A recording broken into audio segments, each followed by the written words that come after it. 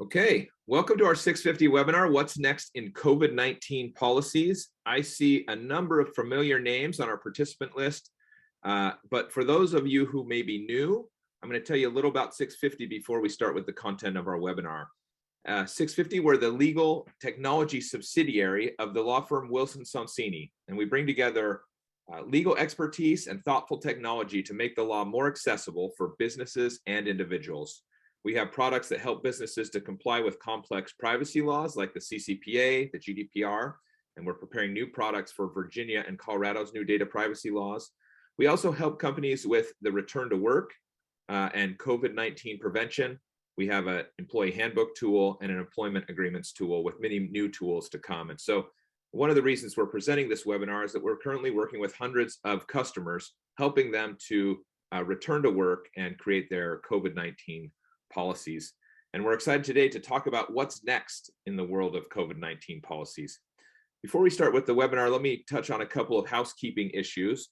If you have questions, please put those in the Q&A. In fact, we already have a great question that we're going to get to that someone's put in the Q&A. We'll try to answer those. It's easier for us to track the questions in the Q&A and make sure that we answer them.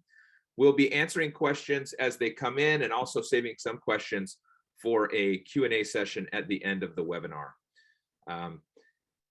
One question that we do always get is, will the slides be available and will there be a recording of the webinar? The answer to both those questions is yes. Following the webinar, we'll send out a recording of the webinar and we'll send you a copy of the slides. And we put a fair amount of information in the slides, some of which we will only cover briefly, but you'll have an opportunity to use the slides as a resource and they'll be sent out afterwards.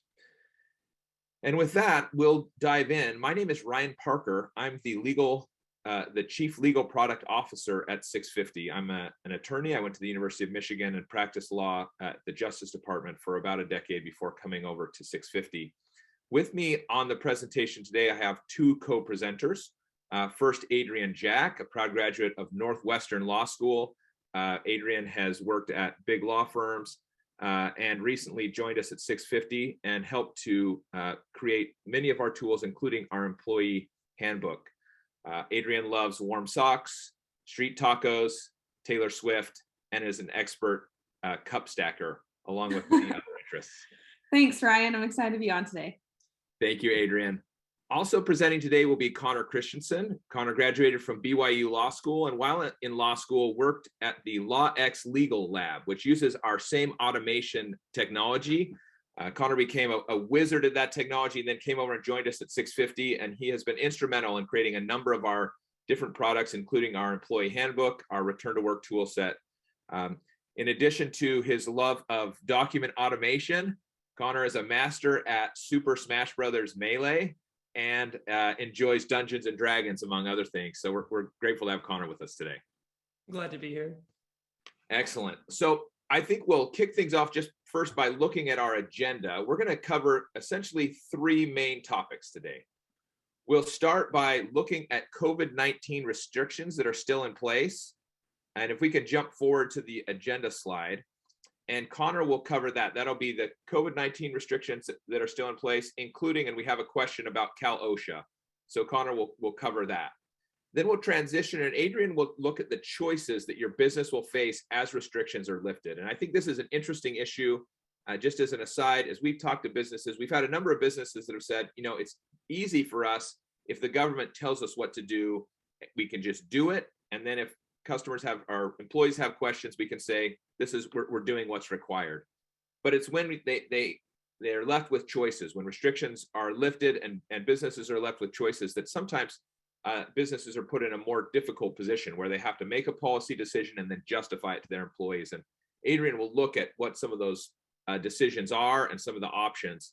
And then I'll follow that up with a brief discussion of some best practices that we're seeing among businesses that are trying to navigate what is really a challenging landscape where restrictions are changing and being lifted, but there's still some risk out there for businesses. So I'll touch on best practices moving forward.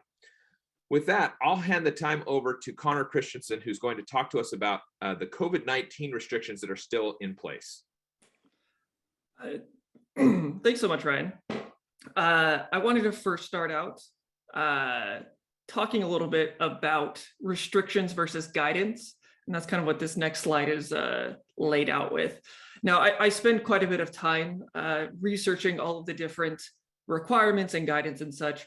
And one thing that I've personally struggled with in my research is being able to tell what actually is required and what exactly is guidance. So as the pandemic has continued forward, and especially recently, we've seen requirements become much rarer and guidance become much more common. So one of the useful things is actually being able to tell what actually is requirements. Obviously, when they use language like must, or if it says required in bold text somewhere, you have to do it. But other times it's unclear. So when you are trying to figure out what you have to do, what's required, it's important to look at who is issuing the rule. So you want it to come from someone with some police power, some authority to enforce this. Usually that might come from health officers or county officials, or even like the CDC. Confusing. Sometimes it's guidance, sometimes it's required. We'll get into that a little bit later, but you really want to look at whatever the enforcement mechanism, or if there's penalties listed, because that's a red flag, big sign that this is a requirement and not just guidance. And when I first started making this slide, I actually talked with Ryan a little bit about what to say for guidance, because it feels kind of, at least in my head, it felt a little wishy-washy. This is just what you should do. The government's just giving you suggestions. But guidance can be a lot more than that. As Ryan said, it really can be something for companies to base their policies upon. As these requirements fade away, the guidance puts a lot more burden on employers to decide what they're going to do. So guidance can come from government organizations and can provide companies with science-based and well-reasoned and established standards.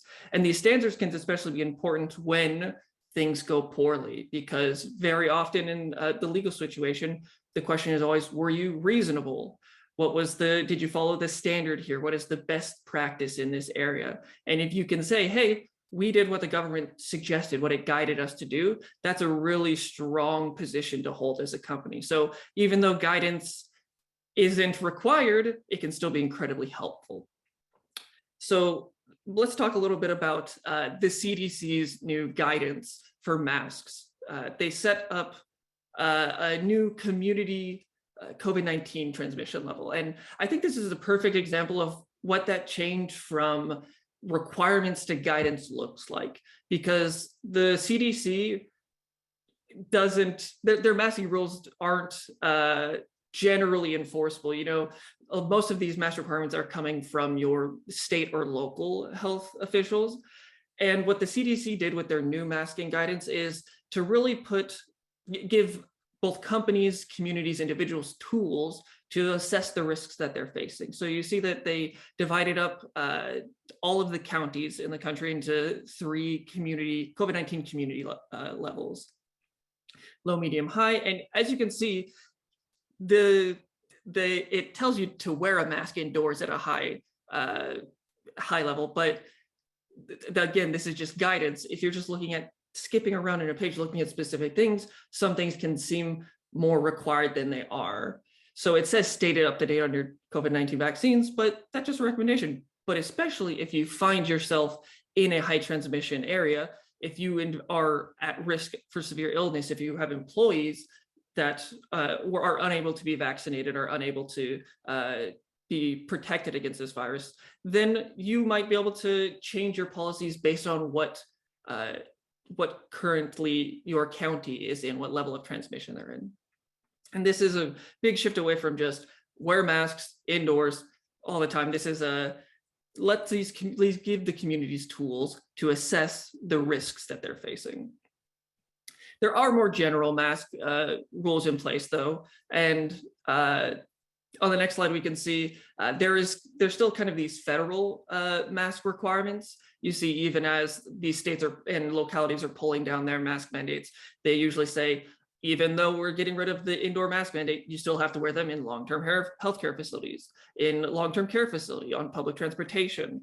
These are ones that have come down generally from the federal government, and states and localities sometimes pass parallel things to kind of support them if the federal government doesn't change. But even when the federal government is only presenting a suggestion a guidance, very often localities and states will take that guidance and put their own police powers, their own enforcement behind that. So they'll take sometimes these wishy-washy requirements, these guidance, and make them into firm requirements. Speaking of these orders kind of falling down and disappearing in front of our eyes, the transportation order that requires individuals to wear masks in airports, in public transportation, and in transportation hubs is set to expire March 18th. Now, a big caveat here, it was also set to expire 2 times previously. It was actually last extended January 18th. So barring some change in circumstances, which is, as we all know, far from impossible, the requirement to wear masks on planes and in public transportation is expected to expire. Most states and localities have also rolled back their mask requirements. Just this past week, Santa Clara County was one of the last Bay Area counties in California to get rid of their indoor mask requirements.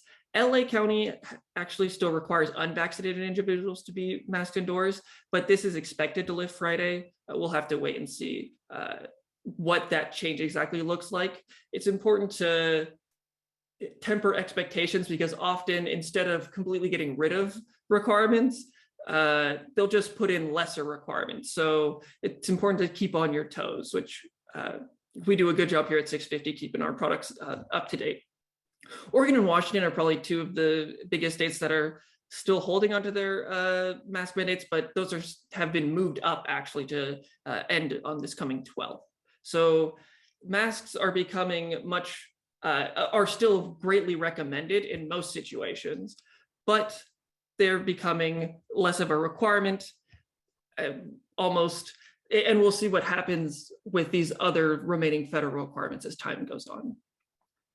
Next, I wanted to talk a little bit more, moving from these general mask mandates and general rules to kind of more work setting ones. We had a question about OSHA, and it was specifically, I think, about health screenings. So OSHA is still in place, OSHA's ETS, but as you can see, they actually modified it to take out the requirement for unvaccinated workers to wear face masks indoors.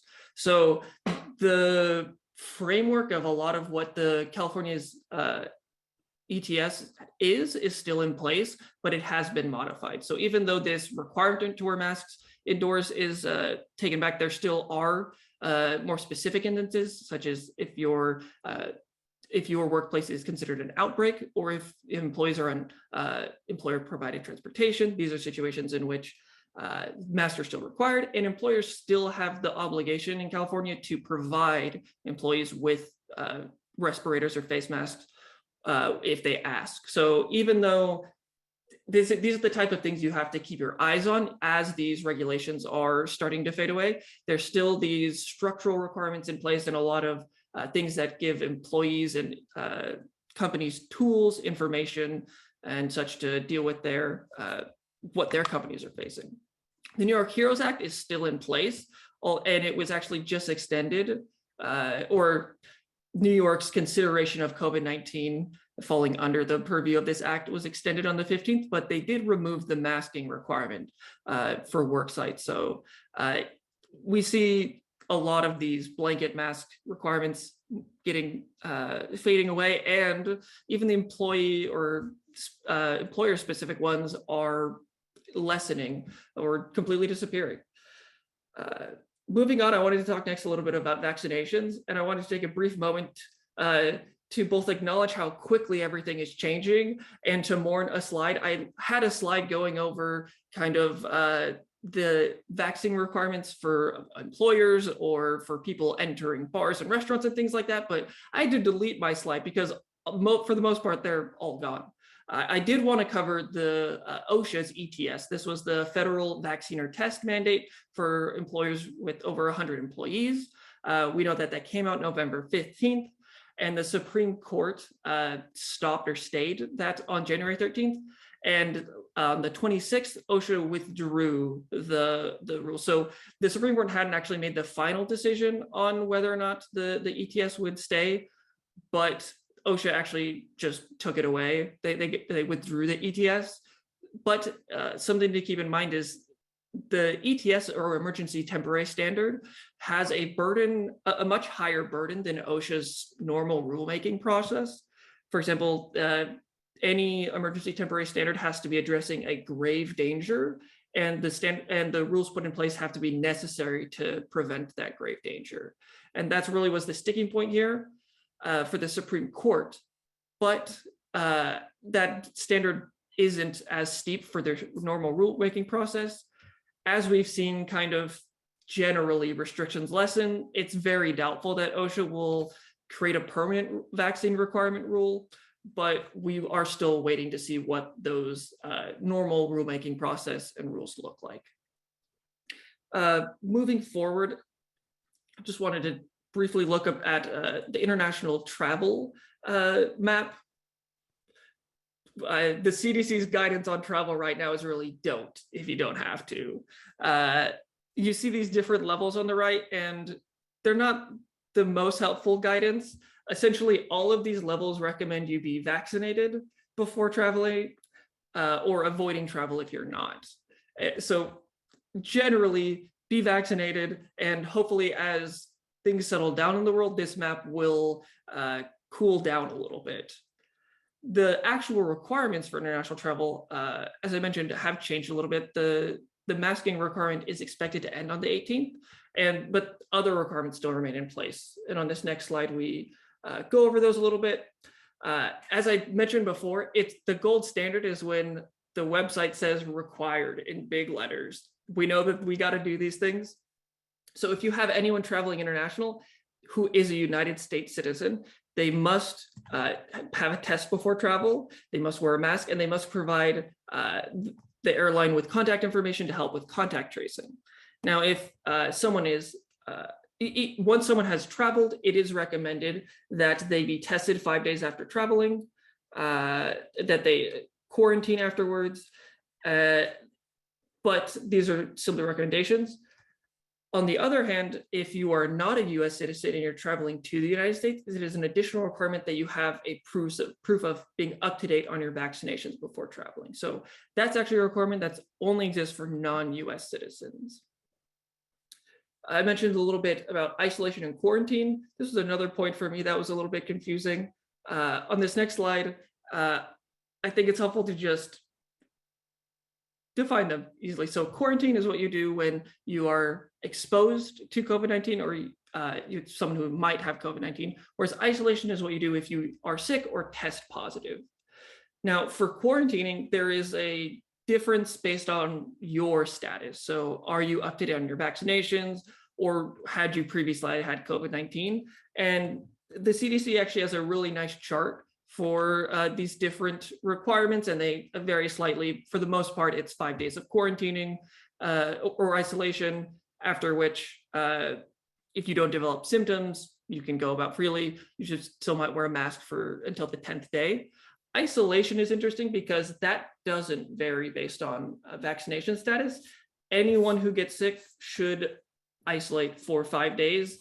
And then the CDC provides additional guidance for what if you have symptoms, for example, you should extend the quarantine 5 more days. If you're asymptomatic, you should wear a mask probably for once you go outside. So isolation and quarantine, I think, is especially important because we see outbreaks or cases in work sites, and often employers ask, what do I do?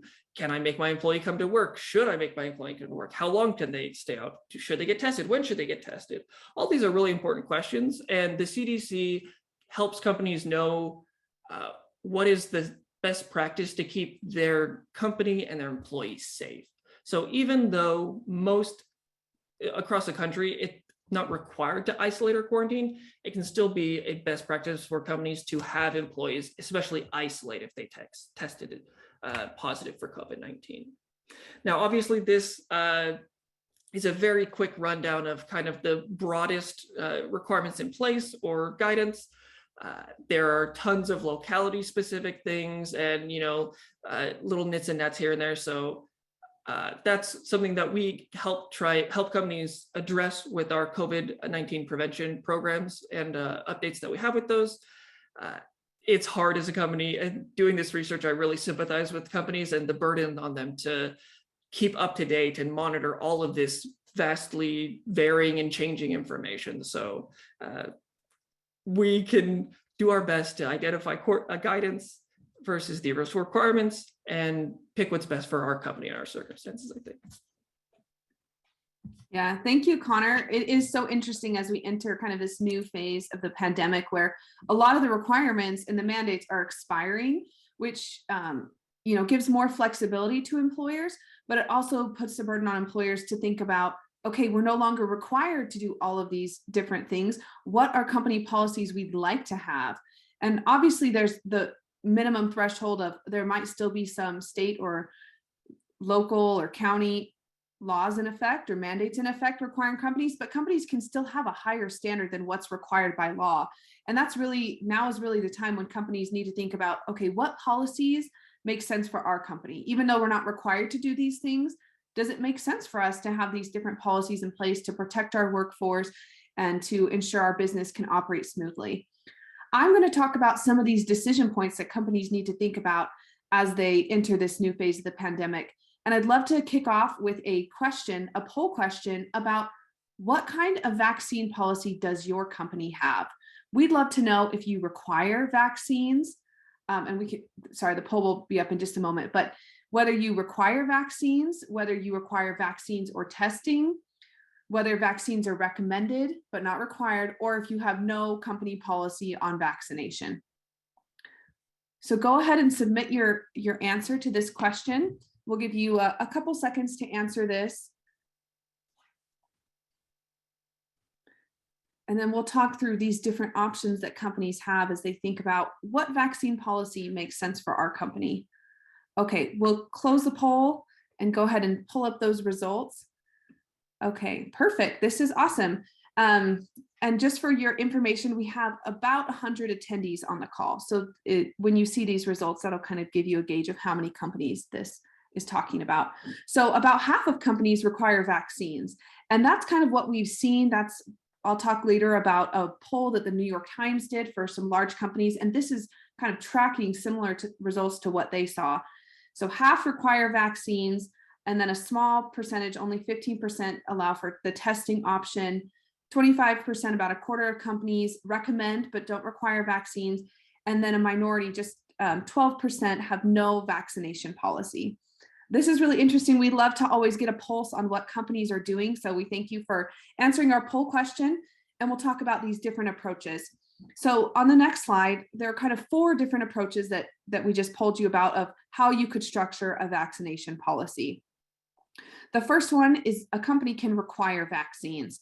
These typically allow room for exemptions for deeply held religious beliefs or for disabilities, but they can also have other kinds of exemptions. This area of exemptions can be particularly complex and legally thorny area because as companies dive into this area, they want to make sure that they're not discriminating against people as they request exemptions, or even ask more information about whether that belief that an employee asserts is deeply held. This can be a complex area, and we get a lot of questions in this area of exemptions. So companies need to think about, what is our procedure for exemptions if we're requiring vaccinations? Typically, a standardized form is helpful to make this process run smoothly, and then also a written or standardized procedure about how do we follow up if we'd like more information about this employee's requested exemption. This will just help minimize the likelihood of discrimination and ensure that employees are treated equally and fairly by the employer to seek the exemption if there really is a reason to do so, but to minimize kind of the seeking exemptions for employees who don't want to be vaccinated for other reasons. Also, employers can choose whether their vaccine policy, their mandatory vaccine policy it just requires the primary doses of the vaccine, or if it requires additional booster doses. We've seen that Google has indicated they plan to return to the workplace, and their requirement is that employees have to have not only the primary doses, but also an additional booster shot. So companies need to think about, when we require vaccines, what does that mean? Does it mean just the primary doses? Does it require a booster dose? And then how frequently the booster doses have to be obtained if that's a requirement. So these are additional layers of a vaccine requirement policy that companies need to think about.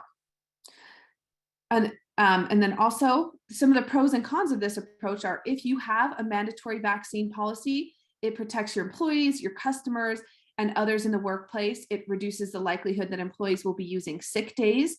If they're vaccinated, there's a reduced likelihood of obtaining COVID-19. It also can reduce your liability from department or other agencies like OSHA as they look to a company's obligation to have a safe workforce.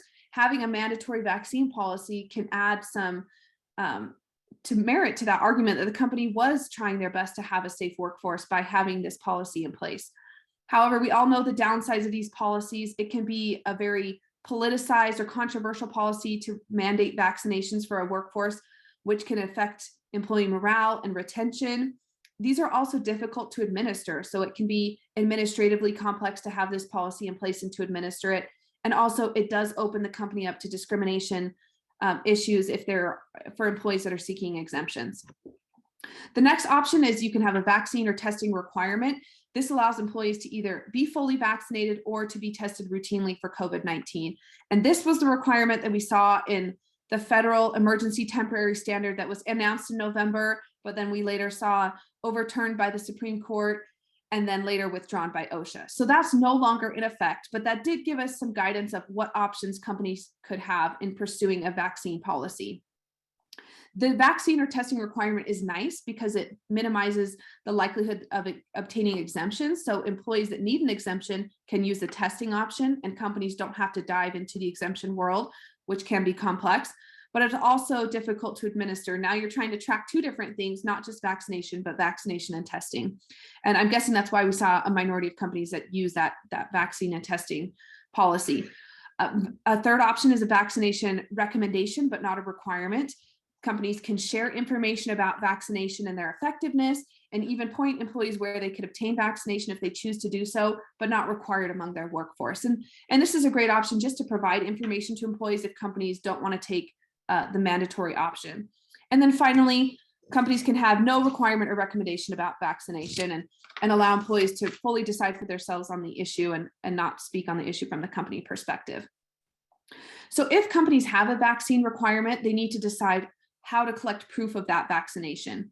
Companies can require employees provide proof to the company, or they can allow employees to just attest that they have been fully vaccinated, but not show a vaccine card or record to the company. And we know that the federal ETS, which is not in effect, but we look to kind of for guidance and for options, required that companies collect actual proof of the vaccine, of vaccination. And there are certain kinds of proof that were considered adequate under the emergency temporary standards, such as a vaccine card, an immunization record, a health record from a medical provider. So there were certain types of proof that were acceptable, and companies can indicate what proof they would like to have employees obtain. Or if they want to go the self-attestation option, employees can just fill out a form that indicates, yes, they're fully vaccinated, and even indicate the dates of the doses that the employees have received or the type of vaccination that they received. Or it can just be very short and check, yes, I've been fully vaccinated, and sign to that attestation. Companies need to think about, if they're collecting this medical information and these proof from employees, that's an employee medical record. And there are laws that require companies to retain that for 30 years after an employee's termination of employment. So there are a lot of implications of collecting that information. Companies need to ensure that it's stored confidentially, separate from an employee's personnel file, and then also retained for that required time period. So there are implications for collecting that information that companies should think about before retaining that. And then also follow along for this is, what are the consequences for not being vaccinated? This is something that employees might be curious about, especially if companies have a mandatory vaccine policy. And it's great to be upfront with employees about what are the repercussions for not following this policy, especially if it's a mandatory vaccine policy. And these consequences could range from not being able to enter the company workplace or attend in-person events, or include higher health insurance premiums that the employee has to pay, or it could require other disciplinary action, including termination. So a company needs to assess their workforce and understand what percent is vaccinated, what percent is not, and consider these consequences, and then communicate those to the employee, which Ryan will talk more about. And we'll turn next to this New York Times survey that I thought was very interesting. So the New York Times surveyed 129 top corporations about their COVID-19 policies. And these are kind of the biggest brand names that we hear. And of those 129, 75 said they plan to require vaccinations for at least some of their workforce. So for certain companies, this meant requiring vaccination for their corporate employees, like Walmart requires vaccination for corporate employees, but not for employees that work in stores. So companies can have some portion of a vaccine requirement, but only applies to a portion of their workforce in certain locations or based on job type. So 58% of companies, which is very similar to what we saw in our poll today, required that their employees be vaccinated. 36 said it depends on the federal, state, and local laws to determine whether employees have to be vaccinated. And we saw that many of those laws are expiring. So I'm curious to see where those 36 companies go, whether they go to the require vaccination side or to not requiring it. And then 18 said they do not require vaccination.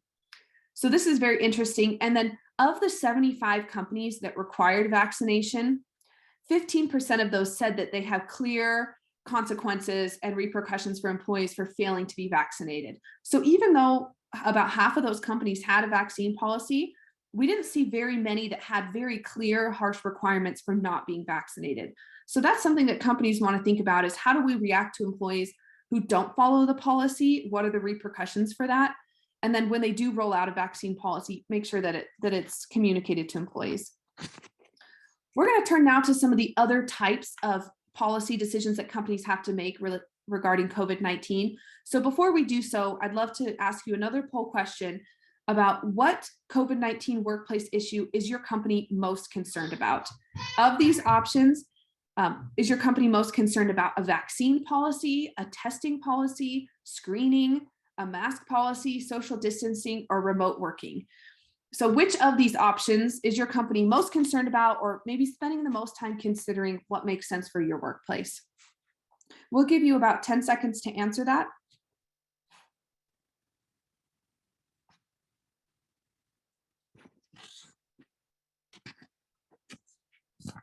Okay, let's pull up those results and see.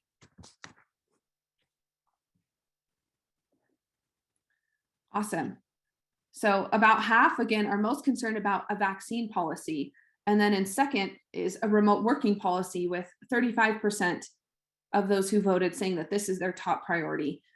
Third is a mask policy, 13%, and then a handful with testing and social distancing. And then sounds like nobody's worried about screening. So that's great news. But vaccine is really a big ticket item that a lot of companies are thinking about, but also remote working is huge. As some companies are returning to work, what remote working looks like, what's permitted, is really a big question on companies' minds. So we'll address those next. Thank you so much for voting. So testing, COVID-19 testing. We know that the federal ETS was withdrawn, so there's no testing requirement. There are some states that require testing, but only in limited circumstances. For example, California requires that employees who are exposed to COVID-19 at the workplace be provided free testing from the employer. But that's really a limited instance. We don't see any broad requirements to require COVID-19 testing.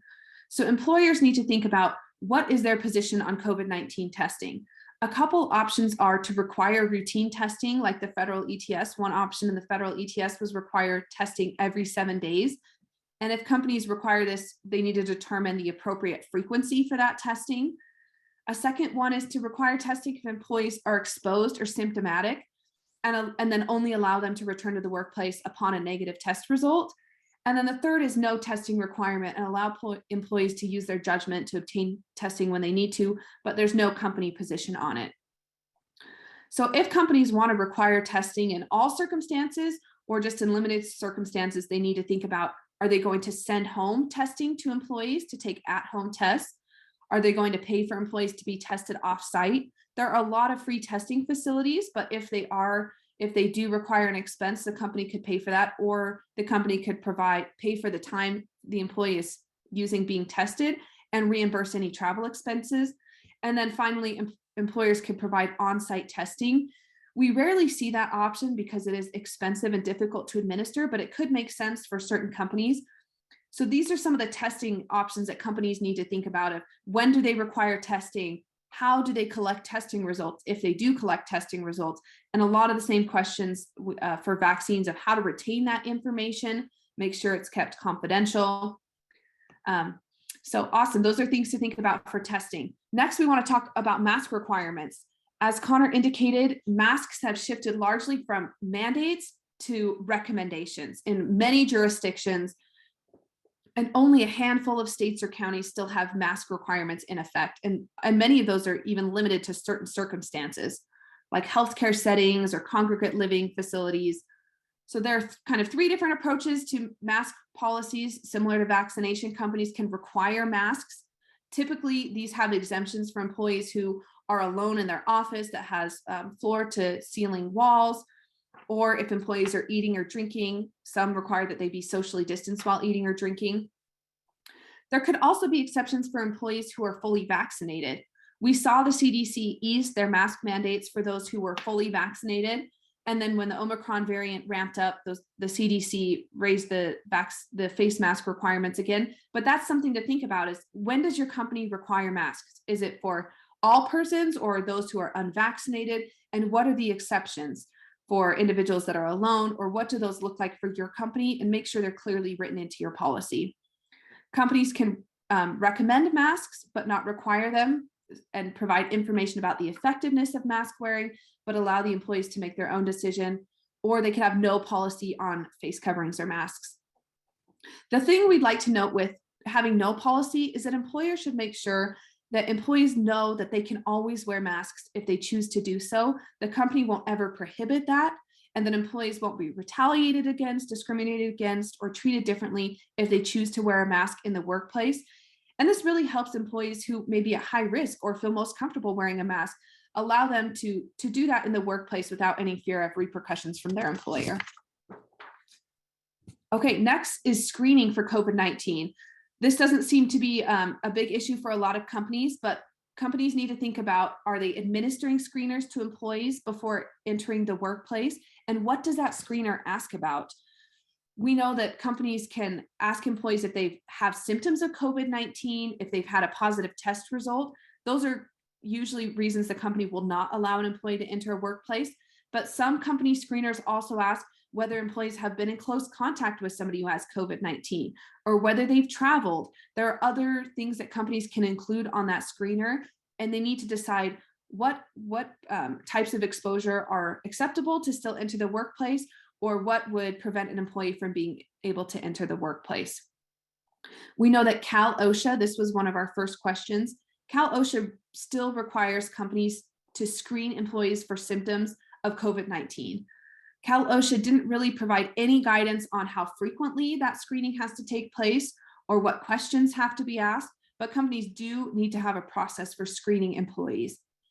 Many companies set these up during the thick of the pandemic, and they have systems that are clearly in place to administer the screener, and it can usually be pretty straightforward and quick for employees. Our company has a screener, and it really only takes 30 seconds to complete the screener, and so it can be really easy to administer, and the responses to employees can be automated. So this can be a nice way to minimize the risk of exposure to COVID without really any or much administrative burden on the company. There can also be in-person screening, such as temperature checks in the office, but these are very rare. We don't see these very often, especially as the pandemic moves on. Socially distancing, companies can think about what social distancing makes sense. We know that during the beginning of the pandemic, many companies rearranged their office spaces, added signage on the floor and on the walls, or markers about where employees should sit or stand, and made other adjustments to increase the social distancing. But now employers should think about and reevaluate those policies to make them more effective for the next phase of the pandemic. These social distancing policies could limit the number of persons that are in the office. They could limit how many desks can be occupied at one time, and this is often handled through a desk hoteling policy. Or it can limit the number of persons in one meeting at a time, or other limitations. There are a lot of things companies need to think about and write down in their policy what social distancing is required, if any, at the company. We saw that many Counties and localities implement paid time off requirements for COVID related to COVID-19. California, for example, renewed their supplemental paid sick leave to increase it to 80 hours of paid sick leave per employee per year. And that 80 hours is divided into two separate categories. There's 40 hours that are available for employees who are unable to work or telework because of isolation or quarantine periods, or caring for family members who are in quarantine or isolation, or to be vaccinated, and another 40 hours for employees who have symptoms of COVID-19 and are unable to work. So California is one of the few jurisdictions left with one of those COVID-19 leave policies in place. But companies need to think about, do we provide paid time off for COVID-19 sicknesses? Is this written into our sick leave policy? Does it specifically address COVID-19? And also, do we provide time off for vaccination? Writing that into a sick leave policy is often a great place to indicate that that's available. Also, does the policy extend to caring for family members or others in their home who have COVID-19? So companies need to think about, does their sick leave policy cover COVID-19? Does it adequately address it?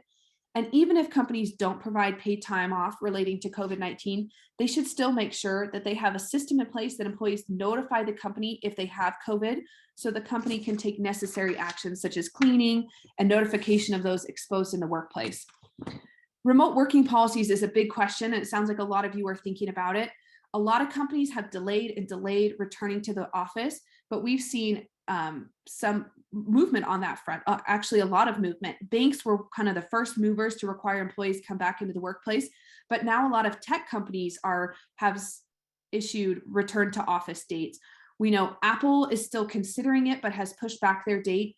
Google's parent Alphabet has announced that they will be returning April 4th. And then Facebook's parent Meta Platforms is returning to the office on March 28th. So companies need to think about, what are their remote working policies? Do these require in-person attendance a number of days in the week, certain days of the week? Do they need to obtain permission to work remotely or to notify their supervisors when they're going to be in the workplace? Are there reimbursements in place for employees who want to set up a home office, or other factors? And similar to a remote working policy, companies need to think about a telecommuting policy or an employee relocation policy.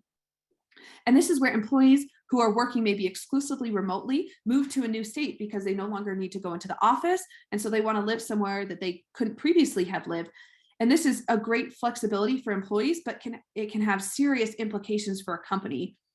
Companies have a lot of requirements and laws that apply to where their employees are working. And so companies need to make sure that they notify employees, if you plan to relocate to a new state where our company isn't currently located, you need to notify and obtain permission from the company, because the company may need to register for business licenses, register for workers' comp and unemployment insurance, for paid leave in that state. There are a lot of different implications for the company, and this is a complicated area. And so we have actually turned to this area and are developing a new tool to help employers grapple with this, how to set up an employee in a state where the company hasn't been before, because it is so complicated. Okay, so these are a lot of different decision points for companies, but we hope to give you kind of an overview of what those decision points are and some considerations as companies are making those decisions. And we'll turn it over to Ryan to finish this off about what are the best practices for companies as we enter the new phase of the pandemic. Thank you, Adrienne. I think Connor did a great job of explaining all the changes that we've seen in the different guidelines and the different restrictions around COVID-19. And I appreciate Adrienne's presentation of some of the very difficult decisions that businesses are now facing as guidelines and restrictions are rolled back, and businesses are left to kind of make the best choices for them. As we've been working with businesses, we've thought a lot about some best practices, and I'm just going to touch on 3 of those before we turn to answering questions. We have a whole bunch of questions, and we've been trying to type up answers, but we've saved some for a Q&A at the end. So let's start with just 3 basic best practices. And I think the most important is to communicate effectively with your employees. Communication, I guess there are 3 subparts to this. Communication about COVID-19 policies needs to be a two-way street. Your leadership at your company needs to understand the concerns that your employees may be having about the workplace, returning to the workplace, the safety precautions that you're taking. And it's important that decision makers understand where your employees are on a number of these issues. And so we've talked to different companies who have held town meetings where they've allowed employees to ask questions. Maybe they've done surveys. They've had supervisors talk to their teams and report back. There are a lot of ways that you can understand how your workforce is feeling. But that communication really needs to be a two-way street. So once you understand kind of how your workforce is feeling, and you make a decision on what your policy is going to be, for example, about vaccines or masks or testing or social distancing, then it's important that you communicate the why. Don't stop at what you're going to do and how you're going to do it.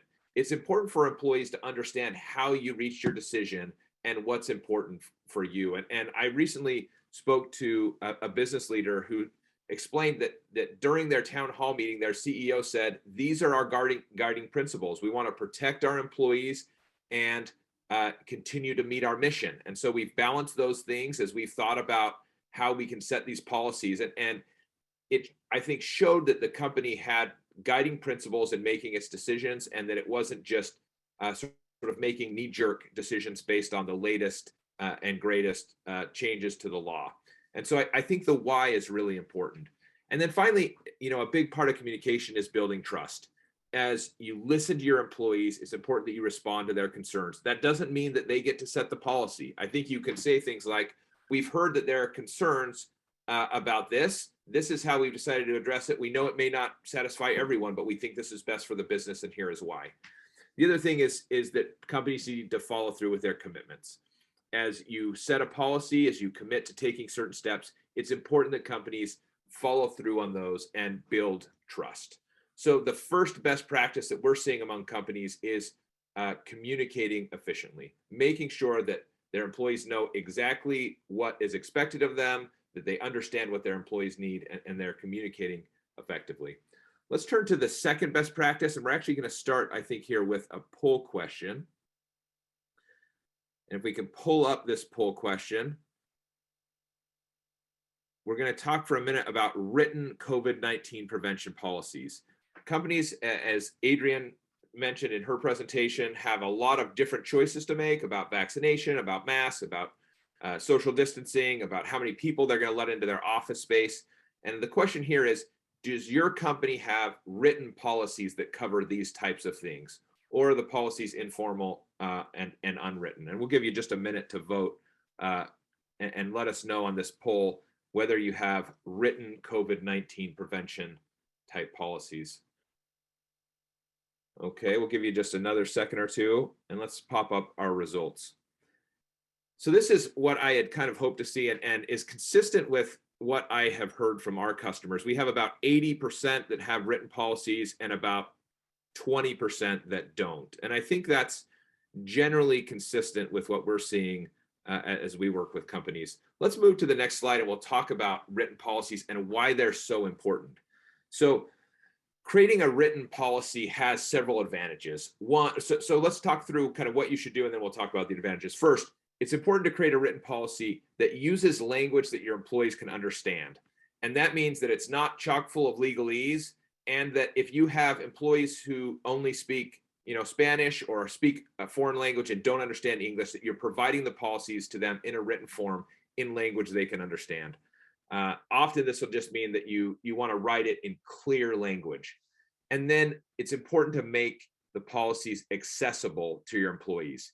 It really doesn't do a lot of good if you write it up and then you keep it in your general counsel's office or your CEO's office. There needs to be a way that your employees can access it. And generally, one of the best ways is to send it out through email and have them acknowledge that they've received it and understand it.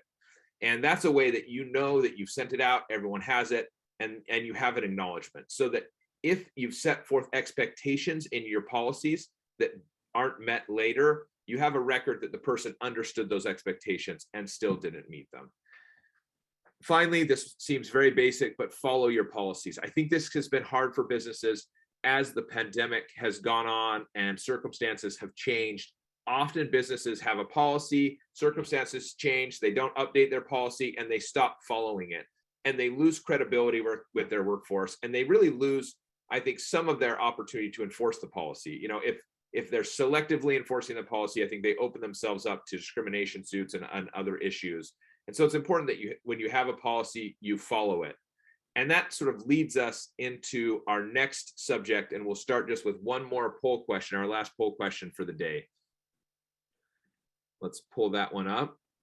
And this one goes to touch on how you're keeping up to date. So how does your company stay current on COVID-19 requirements? As Connor mentioned, these change quickly. For companies that have offices in multiple states, this can be particularly challenging.